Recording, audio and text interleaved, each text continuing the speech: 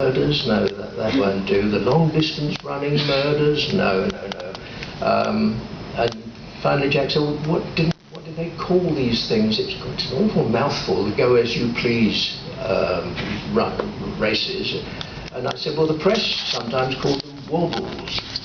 Ah, she said, well, that's it. And so it was, and we called it Wobble to Death, which was a catchy title. And I think that had a lot to do with the fact that it won the competition. So that was my start. And after that, more Victorian stories, and I was launched, as it were. And very happily, and with my £1,000. I couldn't give up the day job yet, but I did after a while. And it was pretty unusual in those days, because we're talking about a book that was published in 1970.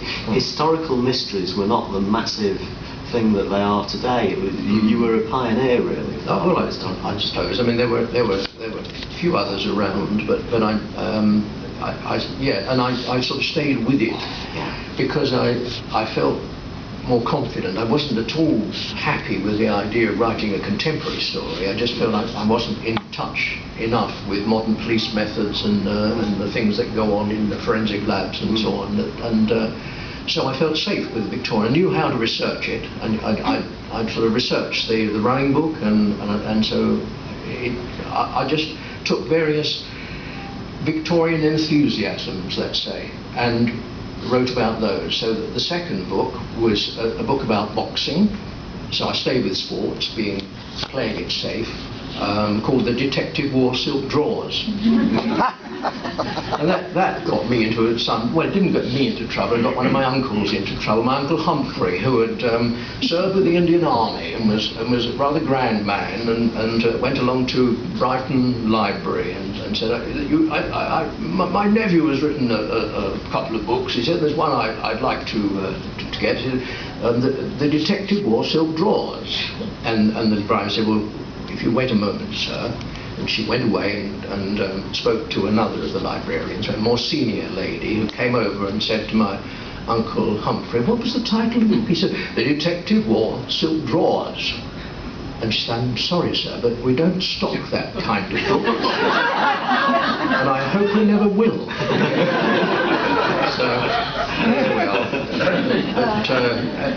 And then say these Victorian enthusiasms followed the music hall, the great craze for boating that followed The Three Men in a Boat book. And spiritualism. I did one called A Case of Spirits, and waxworks. Waxwork was the 8th book in the series, and I was very intrigued by the great crowds that would gather at, outside the waxworks in Baker Street, Madame Tussauds, on the day after a murder, because they would. One of the perks of the hangman was that he would be given the clothes of the murderer he hanged. So he would then sell them to Madame Tussauds. They would have the effigy, the wax effigy, ready, and so as soon after the person was hanged, we had to get into the Chamber of Horrors there and see this killer, whoever it was, dressed up in his own clothes. Very macabre, but it rather intrigued me, and I thought, well, there's probably a story in this. So I started off the book from the point of view of the hangman, eyeing up the possibility of hanging a woman. And that is a particularly fine novel. I think possibly my favourite of the Crib stories. But Crib, television came knocking, didn't it? Quite early in your career. Yes, Tell us about that. Well, with that book, I was just very fortunate that it was reviewed in Time magazine, the American magazine, and one of the Granada television producers, a woman called June Wyndham Davies, happened to pick up Time magazine on a flight back from America, and saw this and thought, well, you know, this might be interesting to do as a one-off.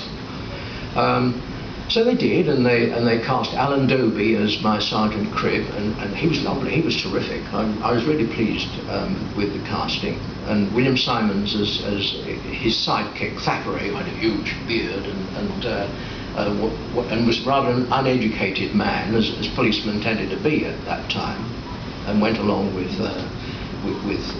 Cribb on the cases. So it went out at Christmas, 1979, and was a success. So then they said, well, you've got more books, haven't you? You've written some more. So, and I'd already got 7 others there. And that was a great bit of luck that I had these books already written, and they decided then they would adapt them all. And the TV series followed, and it was very successful. It went out. It was sold to, I think, about 43 countries.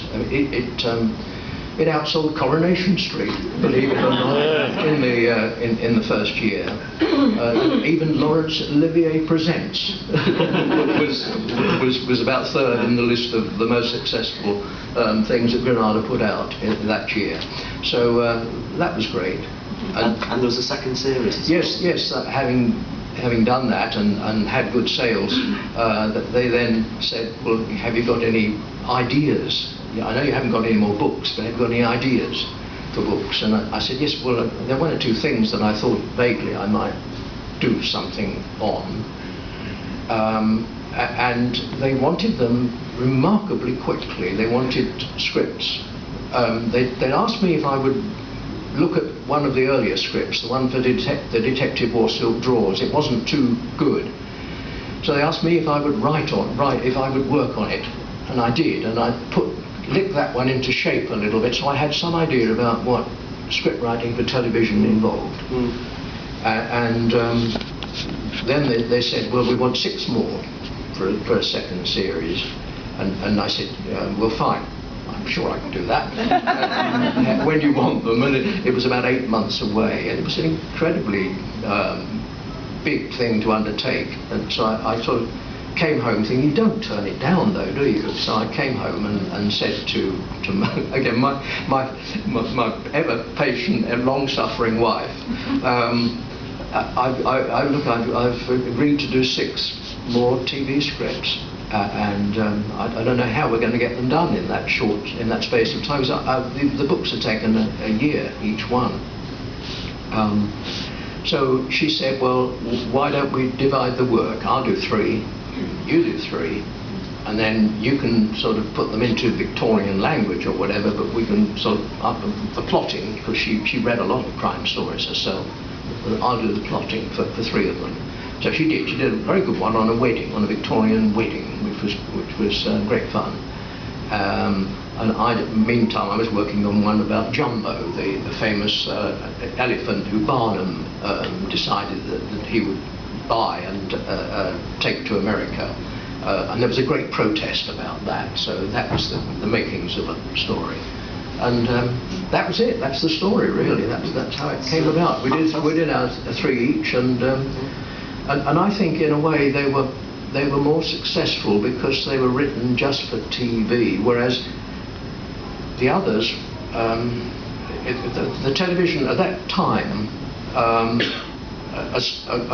book had to be condensed into less than an hour because you had the commercials. It was just a 1-hour thing, so you were condensing some quite complex stories.